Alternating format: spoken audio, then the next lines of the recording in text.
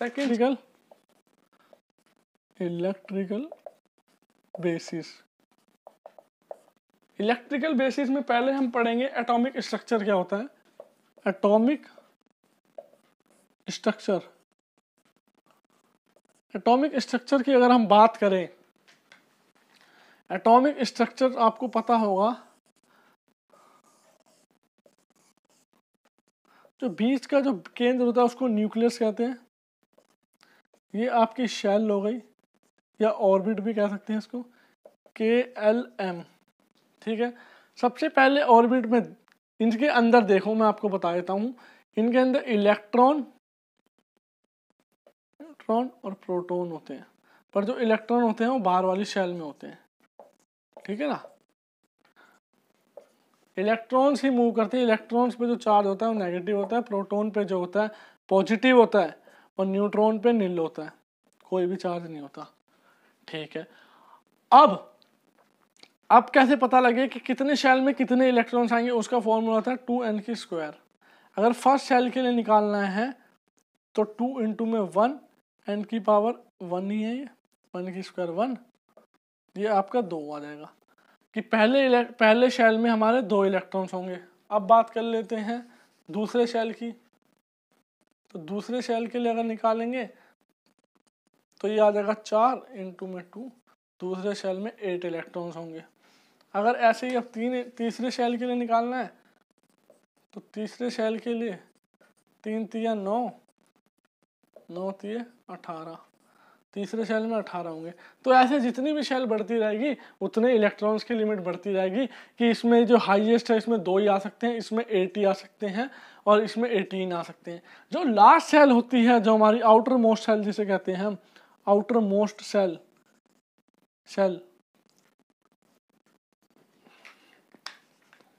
Outer most shell जो होती है यही आपकी वैलेंसी भी होती है, वैलेंसी, ध्यान रखना ये चीजें। ठीक है ना, अब मैं बता देता हूं जो हमारा करंट, जो मैं आपको बता रहा था करंट क्या होता है। करंट हमारा जो है आउटर मोस्ट शेल से इलेक्ट्रॉन्स जो होते हैं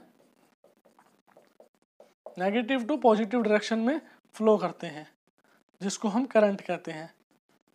करंट को हम हमेशा I से डिनोट करते हैं। करंट की जो यूनिट होती है वो आपकी एम्पियर होती है। ठीक है ना, ओके। ये करंट जो होता है कांस्टेंट नहीं होता, ये जो फ्लो करता है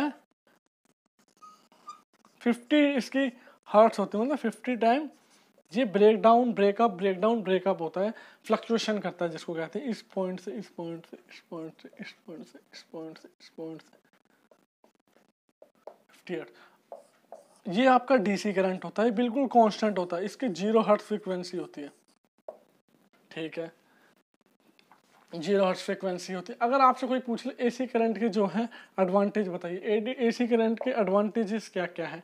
लो करंट को हाई में कन्वर्ट कर सकता है ये, ठीक है। ये थोड़ा लो कॉस्ट भी होता है, ठीक है। इसको हम रिमोट एरिया में भी ले जा सकते हैं, दूर दूर तक इसको हम ले जा सकते हैं। डीसी करंट नहीं, डीसी बैटरी जो होती है वो कॉस्टली होती है बहुत ज़्यादा, इसको हम लो को हाई में डेवलप नहीं कर सकते, बहुत ज़्यादा कॉस्टली पड़ेगा अगर कर भी लेंगे तो, ठीक है। इसको हम दूर तक नहीं ले जा सकते, ये लिमिटेड एरिया के लिए होता है,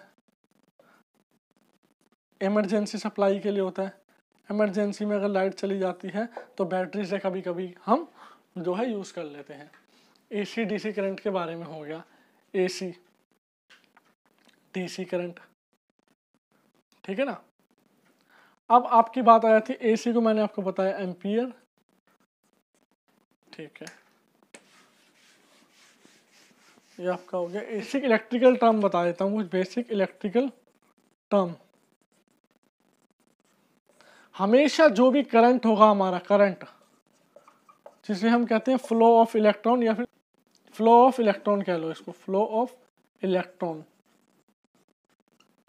ठीक है। ये करंट होता है, आई से डिनोट करते हैं इसको, इसको हम एम्पियर में मेजर करते हैं, ठीक है। अब आ गई वोल्ट की बात, वोल्ट या ईएमएफ, ये भी मैं आपको बताऊंगा, इसको हम वोल्टेज से करते हैं मेजर। ओम जो होता है, जो करंट को बहने से जो बीच में ब्रेकर का काम करता है जिसको हम रेजिस्टेंस कहते हैं, रेजिस्टेंस की वैल्यू जो होती है वो हम ओम में मेजर करते हैं। रेजिस्टेंस की वैल्यू ओम में मेजर करते हैं, जिसे हम प्रतिरोध कहते हैं।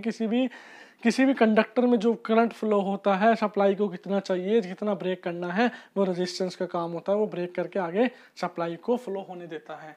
ठीक है, इसका ही उल्टा होता है आपका मोह। ठीक है ना, इसका सिंबल ये होता है ओम, और मोह का उल्टा होता है। ठीक है, ये जो है करंट को पास होने देता है, ये किसी प्रकार की भी बाधा नहीं डालता। ये किसी भी कंडक्टर में से इलेक्ट्रॉन्स को फ्लो होने देता है। करंट हो गया, वोल्ट हो गया, ओम हो गया, मोह हो गया, अभी आपको बताया। तो चैप्टर की सबसे मेन थिंग,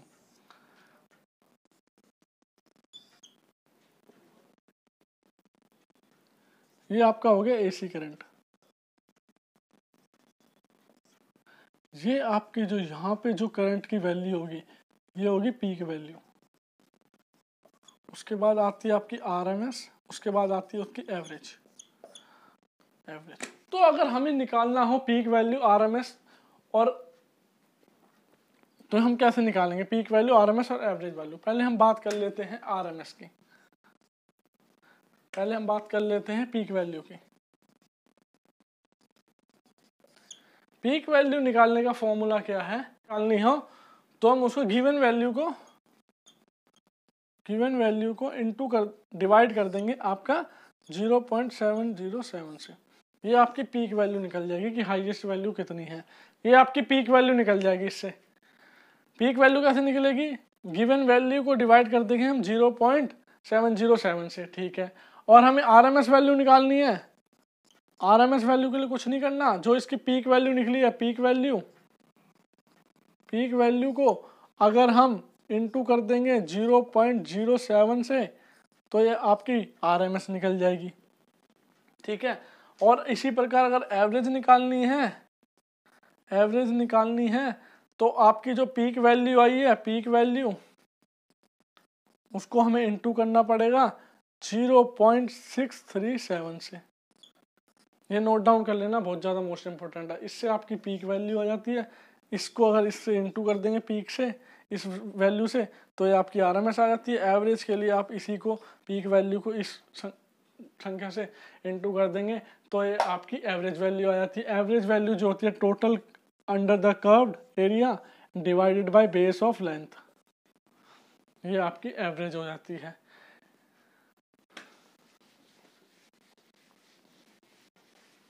इसका एक एग्जांपल ले लेता हूं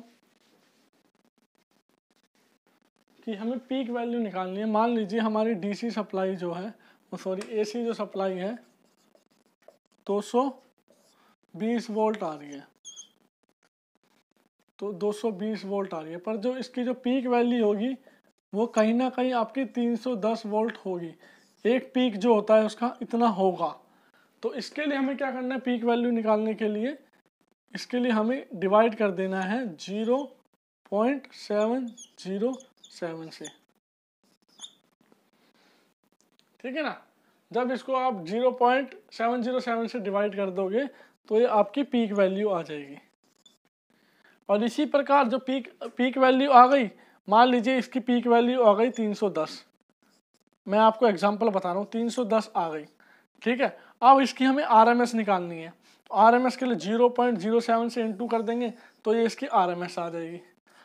अब आरएमएस से हमें एवरेज वैल्यू निकालनी है, तो एवरेज वैल्यू का फॉर्मूला क्या था? पीक वैल्यू जो हमारी आई है 310, इसको हमें इनटू कर देना 0.637 से। ये आपकी एवरेज वैल्यू हो जाएगी, जिसको total under the curve divided by base of length कहते हैं। तो अगर मेरी वीडियो आपको अच्छी लगी हो तो लाइक करें, शेयर करें, अपने आईटीआई फ्रेंड्स के साथ बहुत ही जरूरी है कि शेयर करें। And thanks for watching my channel.